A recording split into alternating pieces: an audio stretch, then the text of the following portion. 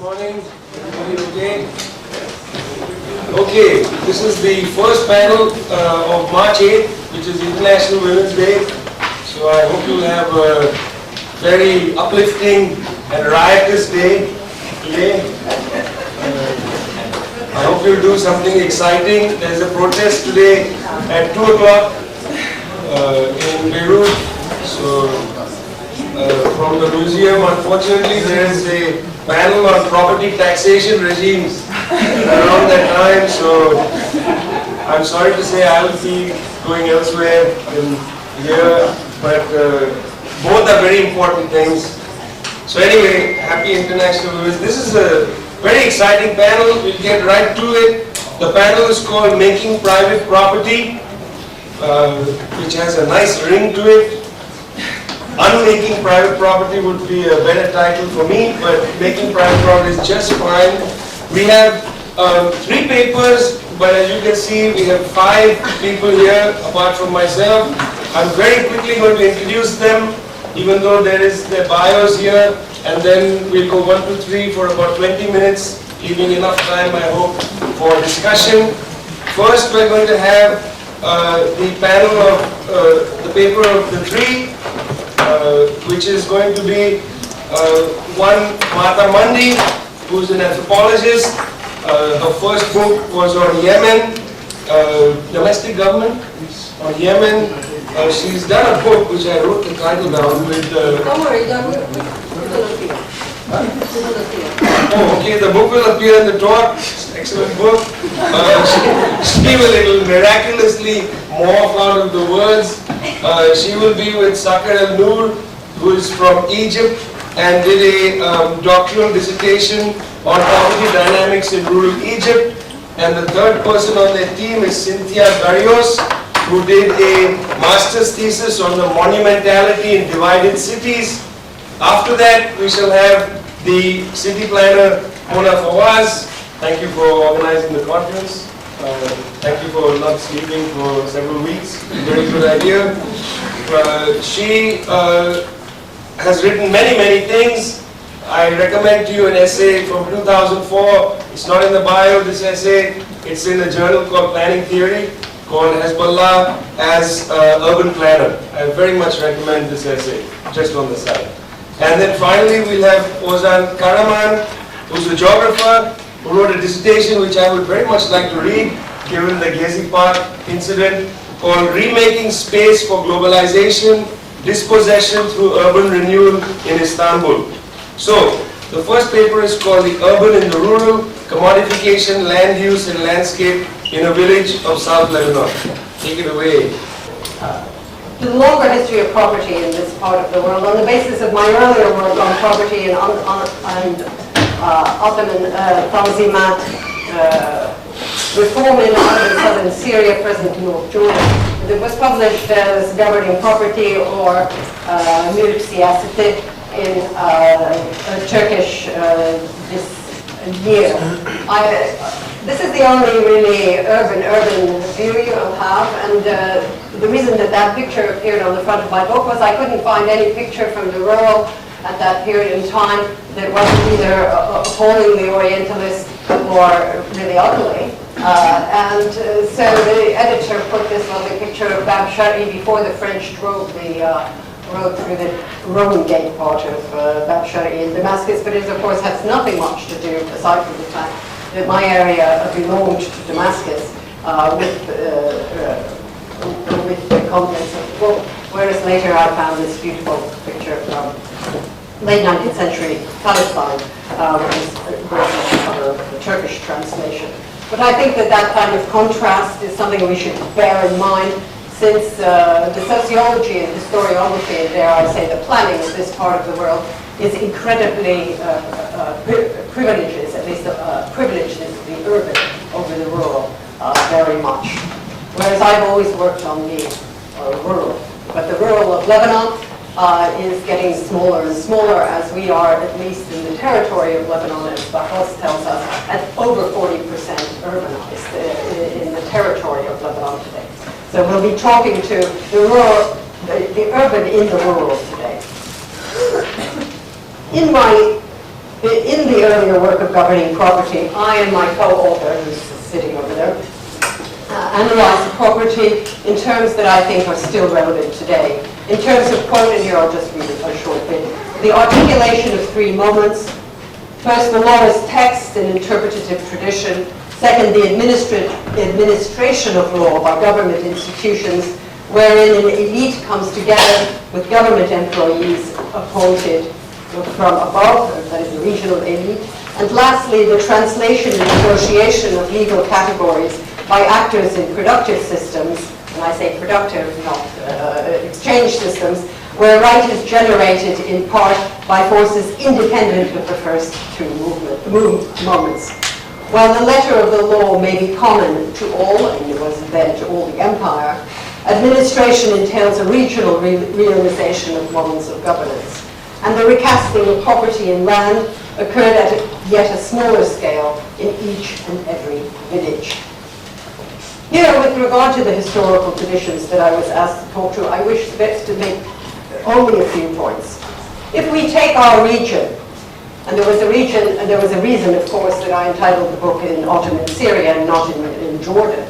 If we take our, as a good old nationalist as I am, if we take our region, bilad as-Sham, later carved up into mandates, that is Lebanon, Syria, Palestine, and Jordan, it also the transformation of earlier systems of hierarchical right in rural and agricultural areas.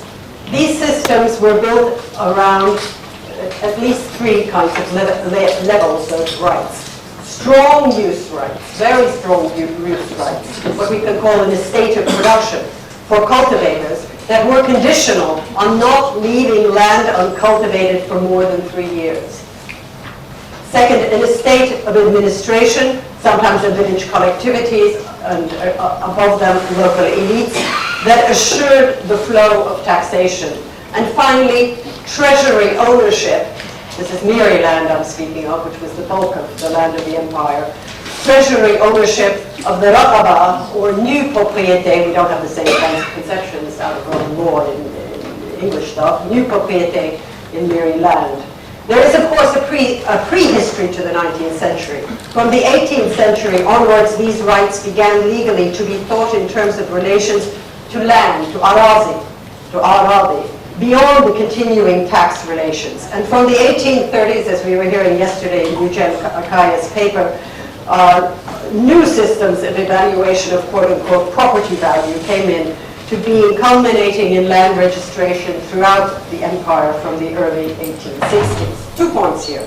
First, as implied in the above citation from governing property, the process played out differently depending on the timing, notably the strength of the bureaucracies against the local elites, the economic character and history of the local elites, and the farming and market systems played out differently across bilad as-Sham. Thus, for example, and this concerns us here, the great administrator and then governor of Sham al-Sharif, Midhat Pasha, wrote in his correspondence, it's in the Bashbakanlik, to the port, warning against repeating what had been done in Qaza Saida, which was the first Qaza to be registered in the Hawran and in southern Syria, where registration began only a decade later and came, for that reason, to be placed under a special commission. Second, that was the first point, regional differentiation, depending on the relation with elites and the timing. Second, in Ottoman land registration, that is the Land Code of 1858, the Tabu Nizam Namase of 1859, there were limits to the unification of the category of land. In the registers themselves, i.e. the central register of the kinds of document that Aziz Halej projected yesterday up on the screen, land was classified by broad agricultural type, i.e. tarla was plough land, olive tree lands, gardens, and the like. Furthermore, the basic presumption of a somewhat nucleated village site remained, with house plots being half a dunam and village gardens up to a dunam, that was under a hectare in the dunam that day. And the service areas of villages, the threshing grounds, the bayed, the gathering areas for animals, or the common wells and anything else, were all protected by law. Thus, if you look today at the published yearbooks for Vilayat Syria that began from 1860 and ran through the early 20th century, You will find statistics of land registered separate from the buildings registered, and each in terms of the type of object of ownership. If we turn to the mandate cadastre, our single region fell under the British for Palestine and Jordan, and of course Iraq, and the French for Syria and Lebanon. In Jordan, I worked on the documents from the mandate cadastre alongside the Ottoman records that had remained there. And here I wish to make only a couple of remarks since time is short.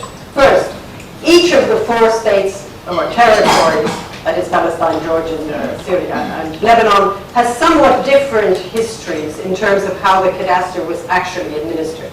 Second, in terms of history and historiography, governing property is not the only serious work, even on Jordan, and to a lesser extent Palestine. Of course, the Zionists have never been keen on close work on the history of land tenure, and the Palestinians usually do involved in something else. Whereas, although the history and historiography of Lebanon is considerably richer than anywhere but Palestine, no historian has been able, or seemingly not allowed, according to Professor Abdallah Saeed of the Lebanese University, to work on such material here. Let me venture, therefore, but a few very preliminary remarks, for the work of our team is still in its middle stages. First, the establishment of the French cadastre exhibits 2 qualities. One, it was severely underfunded and something of a freelance operation at first, and 2, it was housed, unlike the British ones, under a military administration at the outset. Second, from the outset, major landlords and powers were negotiating as individuals for registration of their holdings. And third, the French applied a more radical unification or abstraction of the category of land, permitting the wiping away on demand of collective land rights, i.e. village plots and olive tree service areas, etc., somehow all called Bouchard here, in a manner that I've never seen in the British cadastre of Jordan.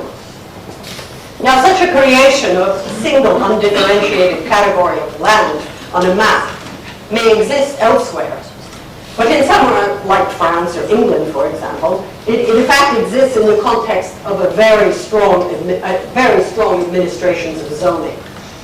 In short, outside a property cadastre, the character of land is not all the same, and its uses are the object often of strong administration, whatever the ideology of private property and its enshrinement in law. Now to Lebanon.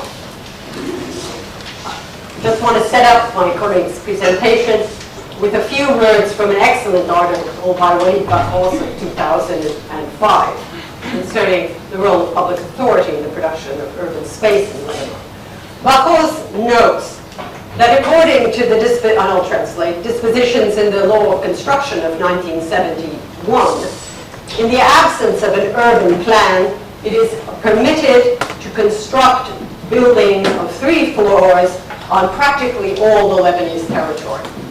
This has as an effect to have sped up urban growth outside the perimeter of areas covered by what's called the schéma directeur, that is urban plans. Between 1963 and 1988, about 75%, he tells us, of the urban growth in the country happened outside the perimeters of urban plans. Indeed, in that area, because we are moving down to where we'll be talking about, Nabatea grew by 325%, Saida by 275%, as compared to Beirut or Jabal Lebanon, which grew by only 94%.